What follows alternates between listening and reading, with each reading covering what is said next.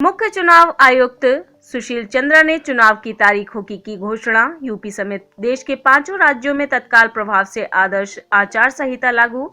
पदयात्रा, road show, rally पर 15 जनवरी तक पूरी तरह से लगी रोक। उम्मीदवार को अपनी आपराधिक हिस्ट्री टीवी चैनल व अखबारों में 3 बार करवानी होगी प्रकाशित। इस बार मुख्य चुनाव आयुक्त सुशील चंद्रा ने किए हैं चुनाव में कई बड़े परिवर्तन। उन्होंने कहा, कोरोना के बीच चुनाव कराना चुनौतीपूर्ण है, परंतु ये हमारा कर्तव्य भी है। चुनाव की तैयारियों की समीक्षा की जा चुकी है। 690 विधानसभा सीटों पर डाले जाएंगे वोट। कोरोना में चुनाव कराने की सुरक्षित तरीके से तैयारी की जा चुकी है। यूपी, उत्तराखंड, पंजाब, गोवा और मणिपुर में होंगे चुनाव। 18.3 करोड़ मतदाता चुनाव में करेंगे मतदान। कोरोना नियम के अनुसार होंगे सारे चुनाव। मतदान सूची में युवाओं की संख्या बढ़ी है।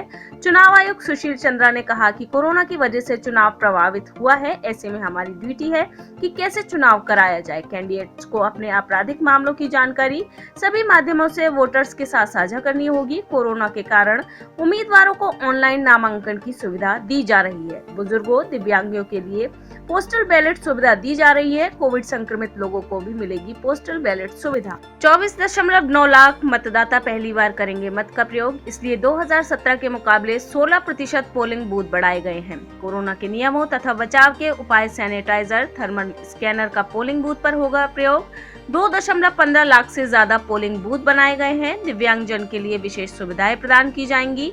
इस चुनाव में महिलाओं की भागीदारी ज्यादा होगी। 14 जनवरी से जारी होगा नोटिफिकेशन। पहला चरण उत्तर प्रदेश से होगा शुरू। सभी 5 राज्यों के 7 चरणों में होंगे चुनाव। इससे कोविड प्रोटोकॉल का पालन करने में मिलेगी मदद। नो योर कैंडिडेट्स ऐप के जरिए लोग जान सकेंगे कि चुनाव में उतारे गए उम्मीदवारों का बैकग्राउंड क्या है, उनका क्रिमिनल रिकॉर्ड क्या है। चुनाव आयोग ने इसके लिए अलग से यह स्पेशल ऐप तैयार किया है। मतदान केंद्रों की संख्या 2,15,368 है। यूपी में कुल 7 चरणों में होगा 2022 विधानसभा चुनाव। प्रथम चरण 10 फरवरी, द्वितीय चरण 14 फरवरी, तृतीय चरण 20 फरवरी, चतुर्थ चरण 23 फरवरी, पांचवा चरण 27 फरवरी, छठा चरण 3 मार्च, सातवां चरण 7 मार्च, 10 मार्च से होगी मतों की गणना। आप इस खबर के बारे में क्या सोचते हैं, हमें कमेंट सेक्शन में बताएं। साथ ही ब्रह्मास्त्र न्यूज को सब्सक्राइब और शेयर भी जरूर करें।